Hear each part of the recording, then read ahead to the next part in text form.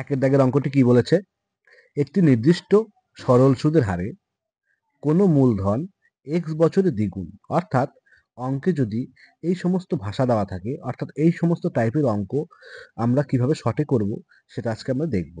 Short অঙ্ক শর্টের মতো করে করব। তাহলে দেখো, x বছরের দ্বিগুণ, ধরি সুদের হার r। x বছরের দ্বিগুণ মানে কিভাবে লিখবো? x সমান সমান 100কে সুদের হার দিয়ে ভাগ করে দাও, যেটা আসবে সেটাই হচ্ছে x এর মান। এখানে বলছে দ্বিগুণ, 2 থেকে 1 বিয়োগ করো, কত হয়? 1। 1 গুণ করো। ঠিক একই রকম ভাবে y ইকুয়াল টু 3 গুণ, তার মানে 3 থেকে 1 বিয়োগ করো, মানে 1 করে কমতে থাকবে, কত হবে? 2। তাহলে আগে কত হবে? 100/r into 2। এবার বলছে x ইস টু y কত হবে? x ইস টু y, দেখো মানটা কিভাবে আমরা লিখি, 1 ইস টু 100/r ইন্টু 2। এটা একটা কাটে কেটে দাও, 1 ইস টু 2, এটা হবে অ্যান্সার। তাহলে কোনটা অপশন হবে? Option B. 2 এর দাগেরটা কি বলেছে দেখো, একটা সমীকরণ দেওয়া আছে এবং সমীকরণের বীজদ্বয় বের করতে বলছে। বীজদ্বয় মানে কি? কিছুই না, x এর মান। অর্থাৎ সমীকরণটা হচ্ছে x square minus 6x, x square 6x টাকে এদিকে নিয়ে চলে আসো, তাহলে মাইনাস হয়ে যাবে, equal to 0। x common now, x minus 6 equal to 0। দেখো দুটি সংখ্যার গুণফল কত আসছে? 0। তাহলে আমরা কি লিখতে পারি? হয় x সমান সমান 0, নয় এটা সমান সমান 0। তার মানে x এর ভ্যালু কি হবে? একটা হবে 0 এবং x মাইনাস 6 ইকুয়াল টু 0, অর্থাৎ x এর আরেকটা ভ্যালু হয় 6 হবে। তাহলে কি কি উত্তর হতে পারে? সি নাম্বার অপশনটা, 0 ও 6। 3 এর দাগের অঙ্কটি কি বলেছে? একটি বৃত্তে 18 সেমি দীর্ঘ একটি জ্যা বৃত্তের কেন্দ্রে সমকোণ পরিমাণ কোণ উৎপন্ন করে। তার মানে একটা বৃত্ত আছে, তাহলে আগে একটা বৃত্ত অঙ্কন করো। একটা জ্যা আছে 18 সেমি, ধরো এটা জ্যা, এটা হচ্ছে 18 সেমি। কেন্দ্র দাও। এবার দেখো কেন্দ্রে কত কোণ উৎপন্ন করেছে? 90 ডিগ্রি। তার মানে এই কোণটা যদি 90 ডিগ্রি হয়, তাহলে এটা কি ত্রিভুজ? সমকোণী ত্রিভুজ। আর সমকোণী ত্রিভুজের ক্ষেত্রে আমরা একটা সূত্র জানি, অতি স্কয়ার সমান সমান লম্ব স্কয়ার যোগ ভূমি স্কয়ার।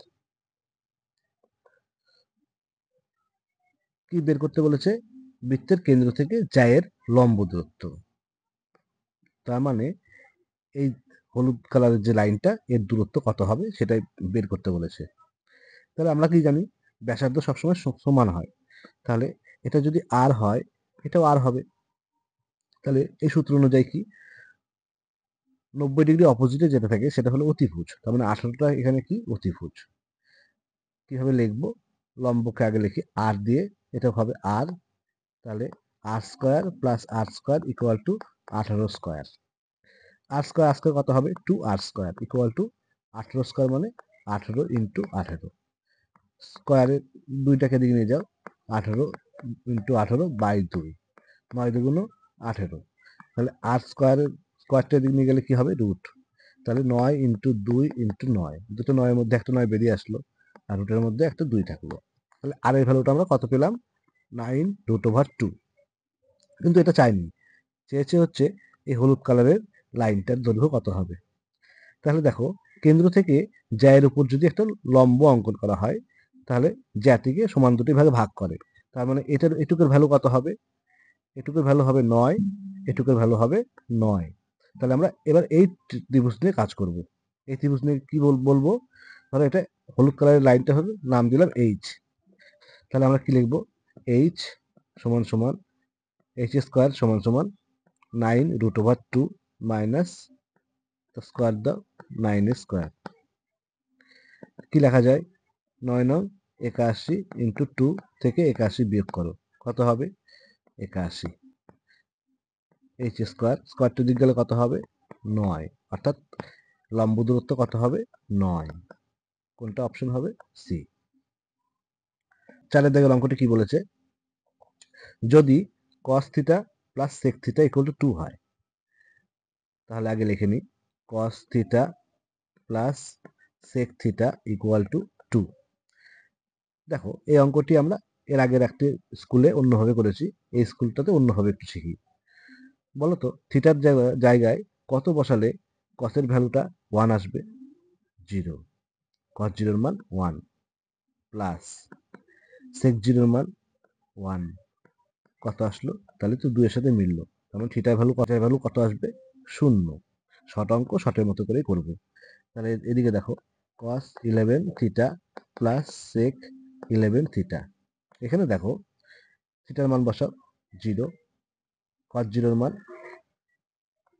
তা এদিকে 11 দাও, sec 0 এদিকে 11 দাও, cos 0 এর মান 1 তার পাওয়ার 11, এদিকেও 1 তার পাওয়ার 11, 1 প্লাস 1 ইকুয়াল টু 2। এই সমস্ত অঙ্কের ক্ষেত্রে সাধারণত 2 কিংবা 0 উত্তর হয়, মাইনাস থাকলে 0 হয় আর প্লাস থাকলে 2 হয়, সব ক্ষেত্রে না। এবার দেখবো আমরা 5 নম্বর অঙ্কটি। আর একক দৈর্ঘ্যের ব্যাসার্ধ একটি নিরেট অর্ধগোলক আছে। তার মানে অর্ধগোলকটা আগে ছবি আঁকি ফেলি।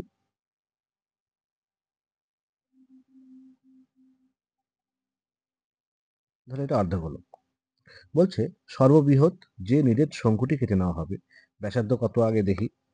এটা আর, ঠিক এখান থেকে এটাও কত হবে? আর। এটাও কত হবে? আর। এবার দেখো শঙ্কু যে এখান থেকে সর্ববৃহৎ যে শঙ্কু কেটে নেওয়া হবে তার আয়তন চেয়েছে। তাহলে আগে একটা শঙ্কু আঁকাই। দেখো কেমন ভাবে শঙ্কুটা অঙ্কন হবে। এটা একটা শঙ্কু।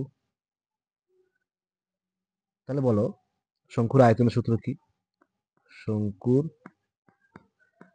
আয়তন কত হবে? 1/3 পাই আর স্কোয়ার এইচ। 1/3 পাই আর স্কোয়ার এইচ এর বলতে এইচ এর ভ্যালুটাই এখন এখানে হবে আর এর ভ্যালু, অর্থাৎ আর। তাহলে আর স্কোয়ার আর কত হবে? পাই আর কিউব, নিচে হবে 3। তাহলে অপশন কোনটা হবে? অপশন হবে অপশন অপশন ডি। আর দেখো 6 দাগের অঙ্কটি কি দেওয়া আছে। 6 দাগের অঙ্কটি কিছু একটা সংখ্যা দেওয়া আছে, বলছে সংখ্যাগুলির গড়। গড় মানে কিভাবে বের করি আমরা? যতগুলো সংখ্যা থাকবে ততগুলোকে যোগ করে ভাগ করতে হবে। কত দিয়ে? এখানে কয়টা সংখ্যা আছে আগে দেখো, 1টা 2টা 3টা 4টা 5টা 6টা, 6 দিয়ে ভাগ করো। তাহলে কিভাবে করব? 6 যোগ 7 যোগ এক্স যোগ 8 যোগ ওয়াই যোগ 14, এদিকে 6 দিয়ে ভাগ করো। কত হবে গড়? 9। 6 9 54। কোনাকুনি গুণ করো, নিচে কিছু মনে 1 আছে, 1 দিয়ে এটাকে গুণ, 6 দিয়ে এটাকে গুণ, যোগ করলে কত হবে? 7 6 13, 13 আর 8 21, 21 আর 14 35, অর্থাৎ এক্স প্লাস ওয়াই প্লাস 35 এদিকে 54। তাহলে 35টাকে এদিকে নিয়ে চলে যাও, মাইনাস হবে। তাহলে X plus Y equal to 54 minus 35 কত হবে? 19। এক্স প্লাস ওয়াই, তাহলে কোনটা অপশন হবে? Option B.